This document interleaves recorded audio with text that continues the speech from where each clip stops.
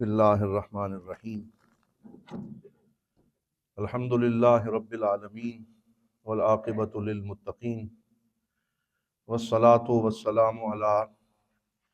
سید الانبیاء والمرسلین وعلی آلہ واصحابہ وعترتہ اجمعین، اما بعد فاعوذ باللہ من الشیطان الرجیم، بسم اللہ الرحمن الرحیم۔ قال اللہ تبارک و تعالی فی القرآن المجید والفرقان الحمید، ان الدین عند اللہ الاسلام، صدق اللہ مولانا العظیم وبلغنا رسولہ النبی الکریم، ونحن علی ذلک لمن الشاہدین والشاکرین والحمد للہ رب العالمین۔ تمام احباب محبت سے، ادب سے بارگاہ سرور کونین صلی اللہ علیہ وسلم میں درود پاک پڑھیے۔ الصلاۃ والسلام علیکہ یا سیدی یا رسول اللہ، الصلاۃ والسلام علیکہ یا سیدی یا حبیب اللہ، الصلاۃ والسلام علیکہ یا رحمۃ للعالمین،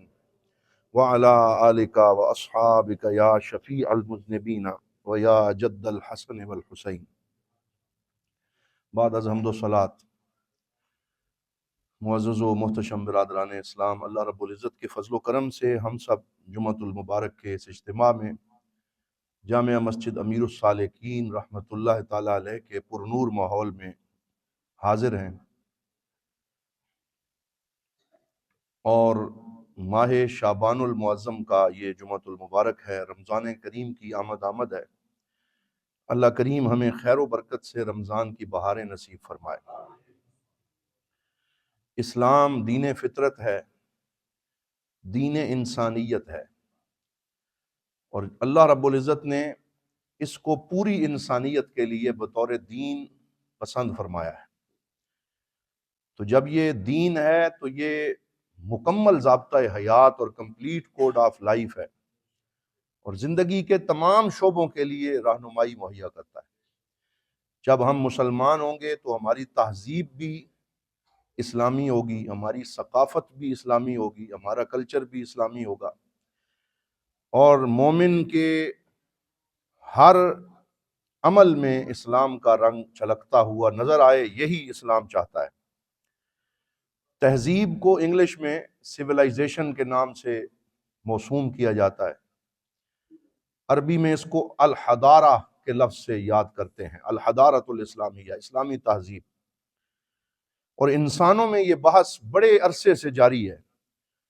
کہ تہذیب کا حقیقی مفہوم کیا ہے، تہذیب کسے کہتے ہیں، واٹ از سویلائزیشن۔ بعض لوگوں کا خیال یہ ہے کہ مادی ترقی یہ تہذیب ہے، یعنی مشینوں کی حکومت، ٹیکنالوجی، ترقی، چمک دمک، آسائشیں جہاں زیادہ ہوں گی وہاں تہذیب زیادہ مضبوط ہوگی، اور وہ اس ظاہری ترقی کو تہذیب کا نام دیتے ہیں۔ جبکہ ہمارے مسلمان اسکالرز کے نزدیک تہذیب کا حقیقی مفہوم یہ ہے کہ انسان کے دو اسپیکٹ ہیں، دو پہلو ہیں،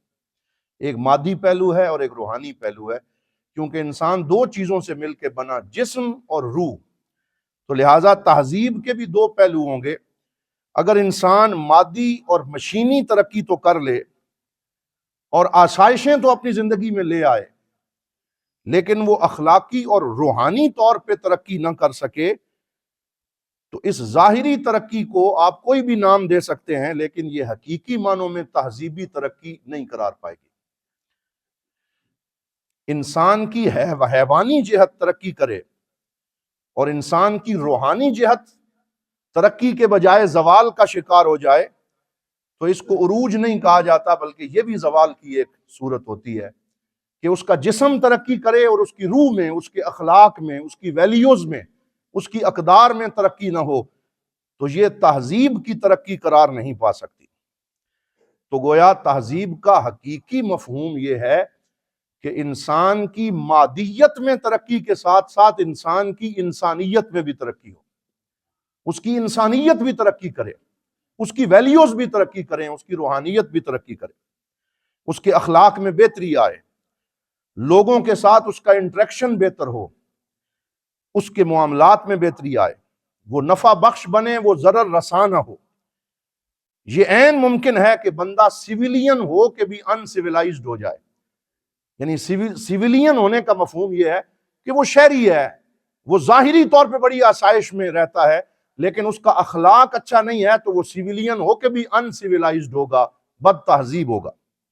بندے کے اندر تمدن کا پایا جانا کافی نہیں، تہذیب اخلاق بھی ضروری ہے۔ سائنس جتنی مرضی ہے ترقی کر لے، جب تک روحانی اور اخلاقی ترقی نصیب نہیں ہوگی انسان نہیں بن سکتا۔ اور اسلام اصل میں انسان کو انسان بنانے کے لیے آیا۔ اس پہ علامہ اقبال کا یہ شعر، کیونکہ حضرت اقبال نے اس تہذیب کے موضوع پہ بہت گفتگو فرمائی، تو آپ کا یہ شعر یاد رکھنے کے قابل ہے۔ ڈھونڈنے والا ستاروں کی گزرگاہوں کا، اپنے افکار کی دنیا میں سفر کر نہ سکا، جس نے سورج کی شعاؤں کو گرفتار کیا، زندگی کی شب تاریک سحر کر نہ سکا۔ یعنی اس نے سورج کی شعاؤں پر تو بیڑے ڈال لیے، کمندیں ڈال لی، اور ظاہری طور پہ چاند تک پہنچ گیا، اور اس نے بہت زیادہ ترقی کر لی، نئے نئے جو آلات ہیں وہ بنا لیے، ایگریکلچر کو مشینی طریقے سے آسان کر دیا،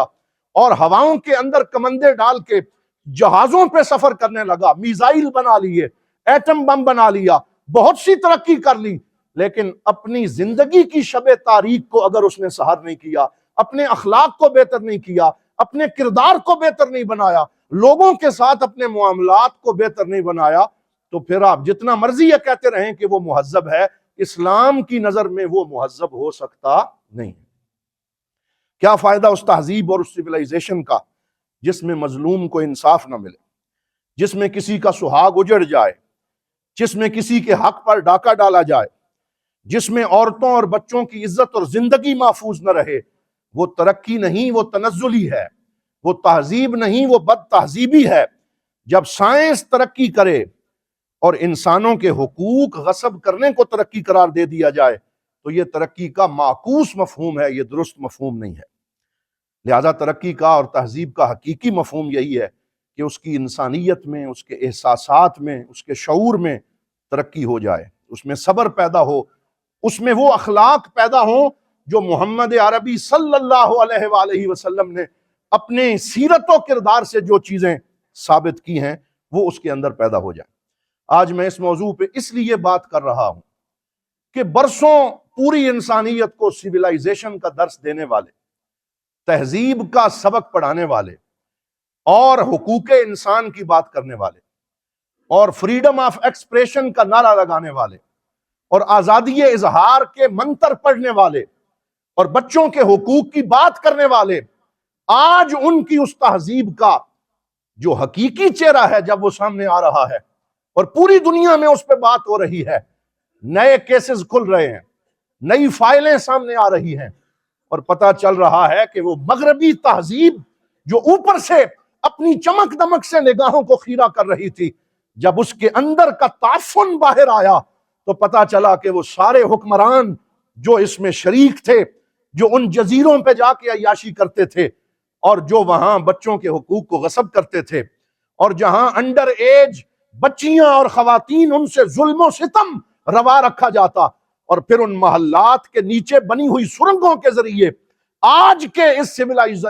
سویلائزڈ معاشرے میں، سو کالڈ سویلائزڈ معاشرے میں جو سرنگیں بنی ہیں ان کے ذریعے لاشوں کو سمندر میں ڈائریکٹ بہا دیا جاتا، اور شارک مچھلیاں ان لاشوں کو نوچ کے کھاتی رہیں، اور اوپر سے یہ تہذیب کا بھاشن دیتے رہے اور انسانوں کو ترقی کی پٹی پڑھاتے رہے۔ لیکن جب اندر سے حقائق سامنے آئے تو پتا چلا اسلام کل بھی زندہ باد تھا، اسلام آج بھی زندہ باد ہے، اور اسلام کی تہذیب آج بھی پورے شعور کے ساتھ چمک رہی ہے۔ اور نبی اسلام صلی اللہ علیہ وسلم جو تہذیب لے کے آئے، جو اخلاق لے کے آئے، وہی حقیقت میں تہذیب اور اخلاق ہے۔ تو حضرات محترم، یہ حقیقت سامنے آئی کہ مسلمان اگرچہ غربت کا شکار ہیں، مادی زوال کا شکار ہیں، لیکن آج بھی مسلمانوں میں اتنا اخلاقی زوال نہیں ہے جتنا اخلاقی زوال یورپ اور مغرب سے سامنے آ رہا ہے۔ وہ لوگ مادی ترقی تو رکھتے ہیں، اخلاقی ترقی نہیں رکھتے۔ اور آج تو علامہ اقبال کے اس شعر کا مفہوم بالکل نکھر کے سامنے آ گیا ہے۔ اس قلندر لاہوری نے ویسے ہی نہیں حضور ضیاء الامت علامہ اقبال کو پسند کرتے تھے، ویسے ہی ان سے محبت نہیں رکھتے تھے۔ اقبال آنے والی صدیوں کی بات بھی کر گیا اور اس نے یورپ کی تہذیب کے بارے میں یہ پیشین گوئی کی تھی کہ تمہاری تہذیب اپنے ہاتھوں سے آپ ہی خودکشی کرے گی، جو شاخ نازک پہ آشیانہ بنے گا ناپائیدار ہوگا، جو شاخ نازک پہ آشیانہ بنے گا ناپائیدار ہوگا۔ یہ تہذیب کا آلنا اور اس کا جو گروندہ تم نے جس شاخ کے اوپر رکھا ہے یہ بڑی کمزور شاخ ہے، اور اقبال نے کہا تھا کہ اس کے اوپر جو تم نے تہذیب کا گروندہ بنایا ہے یہ ناپائیدار ہے، یہ بسم ہوگا، یہ گر جائے گا، یہ ختم ہوگا، اور وہی تہذیب انشاءاللہ نکھر کے سامنے آئے گی جو آج سے 1500 سال پہلے محمد الرسول اللہ نے پوری انسانیت کو عطا فرمائی تھی صلی اللہ علیہ وآلہ وسلم۔ تو حضرات محترم، دوسری طرف مغرب میں اور یورپ میں رہنے والے لوگوں نے کیا ٹرک اختیار کیا کہ اپنے باطن کا ان کا حالت یہ تھی کہ وہ جرائم میں ملوث تھے، اور یہ نہیں ہے کہ ان میں اچھے لوگ نہیں ہیں، ان میں بہت اچھے اخلاق والے لوگ بھی موجود ہیں، پڑھے لکھے لوگ موجود ہیں، ظاہری باطنی ترقی والے لوگ بھی موجود ہیں، لیکن اب جو چیزیں سامنے آ رہی ہیں ان کی روشنی میں ہم یہ کہہ سکتے ہیں کہ وہ لوگوں کو اسلام سے ڈراتے رہے۔ میں کل پڑھ رہا تھا کہ سروے جو سامنے آئے ہیں ان کے مطابق پچھلے سالوں میں $70 ملین سے زیادہ بجٹ صرف امریکہ کے اندر مختص کیا گیا کہ سوشل میڈیا انفلوئنسر جو نان مسلم ہیں ان کو میڈیا پہ بٹھا کے اسلامو فوبیا کی بات ان سے کروائی جائے کہ مسلمان ایسے ہوتے ہیں، مسلمانوں سے ڈرو، اسلام کے قریب نہ جانا، اسلام بچیوں کے حقوق کو غصب کرتا ہے، اسلام جو ہے وہ عورتوں کے حقوق پہ نعوذ باللہ ڈاکہ ڈالتا ہے۔ تو انہوں نے ڈالرز لگائے اس بات پہ کہ اسلام سے ڈراؤ، ایکسٹریمزم کی بات کرو، دہشت گردی کی بات کرو، اسلام کو دہشت گردی سے جوڑو۔ لیکن حضرات محترم، سارا پیسہ لگانے کے بعد آج یہ حقیقت کھل کے سامنے نہیں آ رہی کہ دہشت گرد اسلام نہیں ہے، دہشت گرد حقیقت میں کوئی اور لوگ ہیں۔ اسلام دین رحمت ہے، بولیے اسلام دین رحمت ہے۔ اور ہمارے پاک نبی حضرت محمد الرسول اللہ صلی اللہ علیہ وآلہ وسلم نے اس خطبہ حجت الوداع میں جو باتیں ارشاد فرمائیں وہ آج بھی روز روشن کی طرح واضح ہیں کہ اصل میں معیار افضلیت تقویٰ ہے۔ اور حضور نے فرمایا کسی اجمی کو عربی پر، کسی عربی کو اجمی پر کوئی فضیلت نہیں سوائے تقویٰ کے، ان اکرمکم عند اللہ اتقاکم۔ اور پھر حضور صلی اللہ علیہ وسلم نے فرمایا الراحمون یرحمہم الرحمن، کہ جو دوسروں پہ رحم کرتے ہیں رحمان ان پہ رحم فرماتا ہے۔ ارحموا من فی الارض یرحمکم من فی السماء، تم زمین والوں پہ رحم کرو، آسمان والا تمہارے اوپر رحمت فرمائے گا۔ تو حضرات محترم، ایک تو وہ اسلامو فوبیا سے ڈراتے رہے اور اسلام کو دہشت گردی سے جوڑتے رہے، اور ہمارے اندر سے بھی انہیں کچھ نادان لوگ ایسے مل گئے جو ان کی اس بات کا لقمہ بن گئے اور ان کے آلائے کار بن گئے، حالانکہ حقیقت میں اسلام ہر طرح کی دہشت گردی سے بری ہے۔ دوسرا، پچھلے عرصے میں وہ پیڈوفائلز کے نام سے مسلمانوں پہ ایک تہمت لگاتے رہے کہ یہ پیڈوفائلر ہیں، اور پیڈوفائل اس شخص کا نام انگریزی کے اندر کہا جاتا ہے کہ جو بڑا ہو، باشعور ہو، لیکن ایسی ذہنی کیفیت کا شکار ہو جائے کہ بچوں کو ظلم و ستم کا نشانہ بنائے، بچوں کے ساتھ زیادتی کرے۔ تو وہ مسلمانوں کو جو باتیں کہتے رہے آج وہ خود ان کے اوپر صادق آ رہی ہیں، اور حقیقت میں پیڈوفائل وہ کون تھے ان کے۔ اور لیکن یہاں یہ بات بھی یاد رکھنے کے قابل ہے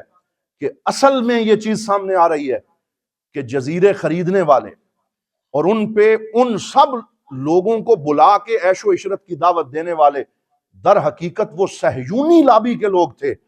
کہ جو یہ جانتے تھے کہ یہ لوگ مستقبل میں اثر انداز ہوں گے، ان کے پاس دولت زیادہ ہے، ان لوگوں کی بات زیادہ سنی جائے گی، یہ حکمران ہوں گے، ان کو بلا بلا کے نوازتے رہے اور ان کی ذہن سازی کرتے رہے تاکہ وہ پوری دنیا کے نظام کو اپنے قبضے میں کر سکیں۔ اور وہ صہیونی ذہنیت ہے جو پیچھے موجود تھی، اور اس کے بارے میں بھی حضرت علامہ محمد اقبال رحمۃ اللہ تعالی علیہ نے فرمایا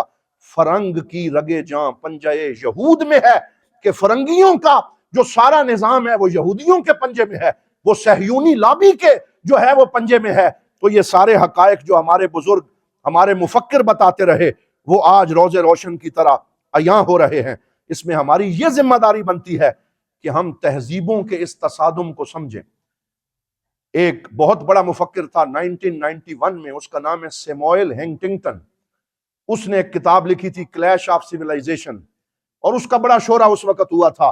تہذیبوں کا تصادم، اور اس نے یہ پیشن گوئی کی تھی کہ اب جنگیں ہو رہی ہیں کمیونزم کے اوپر، سوشلزم کے اوپر، دیگر ناموں کے اوپر، یہ ساری جنگیں ختم ہو جائیں گی،